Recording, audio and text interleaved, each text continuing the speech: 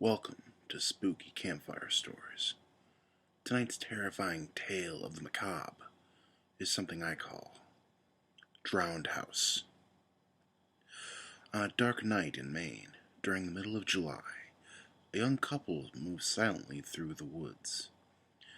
It's an exceptionally warm evening, the kind of weather that makes people do sweaty, unspeakable things. The couple's names are Jamie and Kara, teenagers who are traveling together to consummate their love for each other for the first time. The moon is full, a shivering silver dollar in a sea of stars. The two have been walking for over an hour when Kara begins to feel exhausted. "How much further?" says Kara. Jamie stops to wipe the sweat off his head. "Should be close," he says, squishing his feet between the moist soil. Kara smiles at Jamie. They share a small kiss and resume their trek. Soon the woods begin to get clearer and clearer and the ground wetter when they arrive. The water is a pit of blackness. A few tree branches seem to be sticking out of it. Bunches of leaves decorate the shoreline. Autumn will be coming soon. Out in the middle of the lake, a small structure can be seen perched on a tiny lump of land. Jamie laughs. "I didn't think it would be that far. Geez, we still have to make it across that lake." "How do we get there?" asks Kara, rubbing the edges of her dress. Kara can't help but think about the scolding her mother would give her if she were to ruin the dress with the dirty lake water. "Simple, Kara. We use a boat, and not just any boat." Jamie looks around until he notices a large pile of branches. Jamie pulls the branches apart, struggling slightly with the weight. Kara takes a peek behind her, realizing that she cannot spot exactly where she and Jamie came in from. Jamie manages to pull the tiny wooden vessel out of the branches. "This, my dear, is called the Love Boat." Kara giggles and Jamie drags the Love Boat to the edge of the beach. The young lovers remove their footwear and prepare for the aquatic journey. Large branches poke out of the water like bones poking through skin, reaching out as a final attempt to avoid drowning. A light fog hovers just above the water, already making the beach a hazy memory. Jimmy paddles through the liquid blackness, peeking over to Kara every so often. Jimmy can't help but notice Kara's chest, her nipples poking through her thin dress. Jimmy has been thinking about how long he's waited for this night, eager to throw off the shackles of his virginity. The mixture of cool water and hot air is giving him the chills, and most likely doing the same to her. The boat suddenly stops. Kara falls backwards, gripping the sides. "You must be caught on top of a branch or something," says Jamie. Kara adjusts herself. "Don't worry, I'll get us out." Jimmy feels around under the boat with the paddle.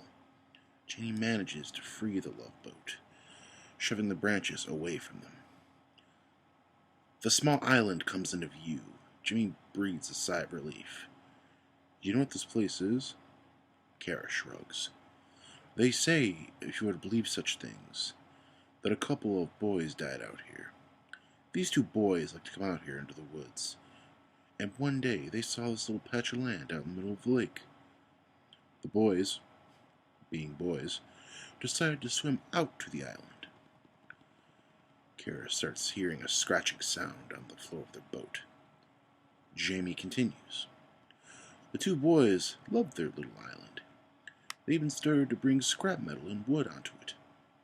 Eventually the two managed to build a little shack, sleeping in it on long summer nights like tonight. Unfortunately, the boys were out in the middle of the lake when a huge storm came through. The storm was so intense that the boys had no choice but to hold up in their little shack." The scratching sound under the boat becomes louder. A few days later, they found the bloated, waterlogged bodies. The news called it a tragedy, blaming neglectful parents for their fate. The couple finally reaches the island. Jimmy pulls the boat away underneath the water, breathing heavy. Kara takes in the rich smells of the area, breathing in Mother Nature. Jimmy gently takes Kara's hand, and the two stroll over to the shack. An owl can be heard cooing somewhere off in the distance. Jimmy opens the door, revealing a dark room. A damp, muddy smell smacks the inside of Kara's nose.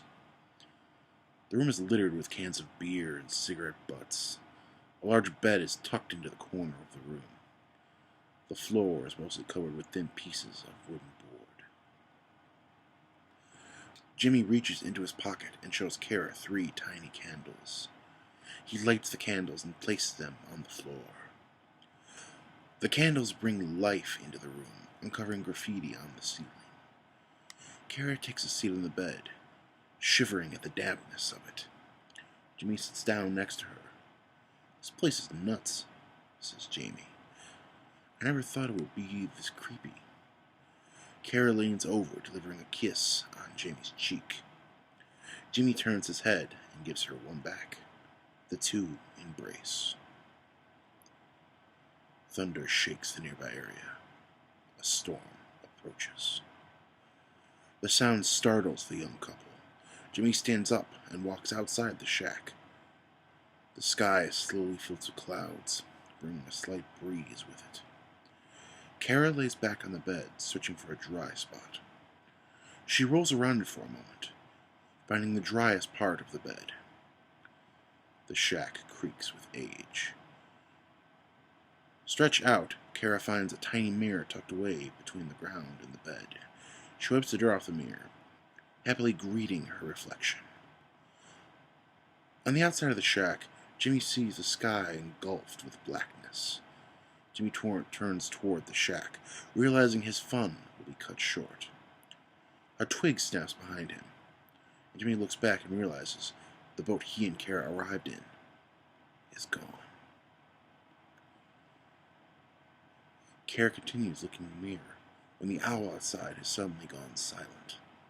Something in the corner of the glass moves behind her.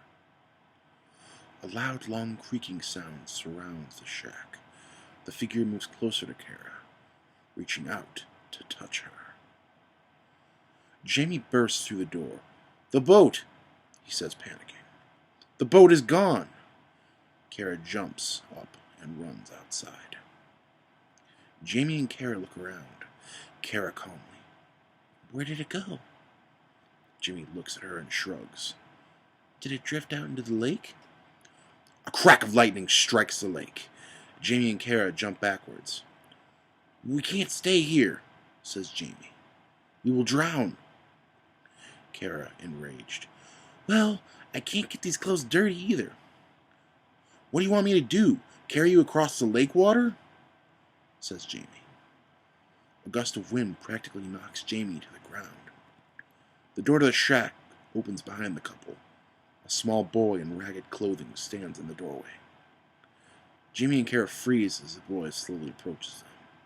The boy appears to be drenched, clothes covered in muck. Just then, Jimmy bolts for the lake, leaving Kara. The specter walks closer to the water, as Jimmy suddenly seems to be pulled under the surface. The water gargles, and Jamie struggles to swim upward. A gentle sprinkle of rain falls across the area. Kara falls to her knees and cries, "Jamie," she utters. The child turns its gaze from the water, greeting Kara's vision. The creature seems to almost hover as it approaches the young woman. "No!" Kara screams as the boy pulls its hands over her head. Several bolts of lightning strobe the sky, bringing in the full effect of the storm. The ghost then appears to speak, spewing slime out of his mouth with each word. "It's okay, Mommy. I'll protect you." Violent storms last 2 days, bringing dangerous floods to the surrounding areas of the state. Police searched the local woods, eventually finding Kara nearly dead, tucked behind a mattress, muttering about a boy who kept her safe through the storm. The local authorities decided to tear down what remained of the structure on the lake, saying it was a safety hazard. Despite a thorough search of the lake, Jamie was never found. He is presumed dead. Well, thank you so much for joining us, folks. This has been a really fun effort. It took me a little bit to write, but hey, I enjoyed it. I hope you enjoy it too. If you want more of these, like, leave a comment, do whatever. And we will see you soon. Bye-bye.